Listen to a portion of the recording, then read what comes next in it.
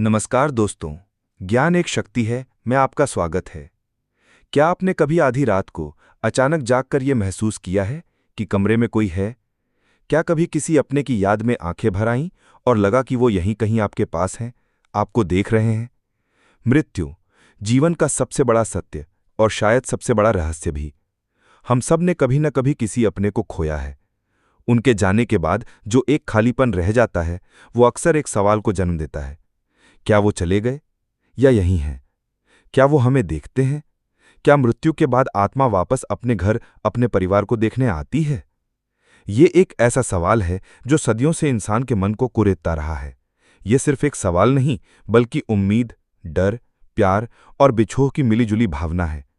आज हम किसी सुनी सुनाई बात या मनगढ़ंत कहानी पर नहीं, बल्कि हिंदू धर्म के प्राचीन ग्रंथों और मान्यताओं के गहरे सागर में उतरकर इस रहस्य की परतों को खोलने की कोशिश करेंगे। ये सफर थोड़ा लंबा होगा, थोड़ा भावुक और थोड़ा रहस्यमय भी। तो अपनी सांसें थाम लीजिए और अंत तक हमारे साथ बने रहिए, क्योंकि जो आज आप जानेंगे वो शायद दुनिया को देखने का आपका नजरिया हमेशा के लिए बदल दे। कल्पना कीजिए उस एक पल की, वो पल जब सांसों की डोर टूटती है। शरीर जो जीवन भर आत्मा का वाहन रहा, अब शांत और निश्चेष्ट पड़ा है। लेकिन कहानी यहां खत्म नहीं होती, बल्कि यहीं से तो एक अनजाने, एक अकल्पनीय सफर की शुरुआत होती है। हिंदू धर्म ग्रंथों के अनुसार मृत्यु केवल इस स्थूल शरीर का अंत है, आत्मा का नहीं। आत्मा, जो ऊर्जा का, चेतना का एक अंश है, वो अजर है, अमर है। जैसे ही प्राण शरीर को छोड़ते हैं, आत्मा एक अजीब सी स्थिति में खुद को पाती है। एक ऐसी स्थिति जिसे शब्दों में बयां करना लगभग असंभव है। सैकड़ों हजारों स्मृतियां, भावनाएं, मोह, अधूरी इच्छाएं सब एक साथ उस पर हावी हो जाती हैं। उसे समझ ही नहीं आता कि उसके साथ हुआ क्या है।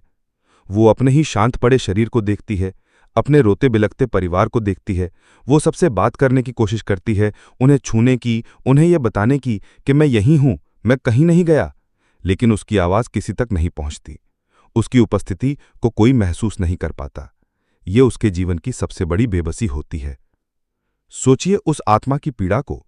जिस घर को उसने अपने हाथों से बनाया था, जिस परिवार को उसने अपने खून पसीने से सींचा था, आज उसी घर में वो एक अदृश्य मेहमान बनकर रह गई है। वो देख सकती है, सुन सकती है, महसूस कर सकती है, लेकिन कुछ कह नहीं सकती, कुछ कर नहीं सकती। ये वो समय होता है जब मोह की रस्सी सबसे ज्यादा कसकर आत्मा को अपनी ओर खींचती है। गरुड़ पुराण, जो विशेष रूप से मृत्यु के बाद के जीवन और आत्मा की यात्रा का वर्णन करता है, बताता है कि मृत्यु के तुरंत बाद आत्मा लगभग 13 दिन तक अपने घर और प्रियजनों के आसपास ही भटकती रहती है। इसका कारण है गहरा लगाव,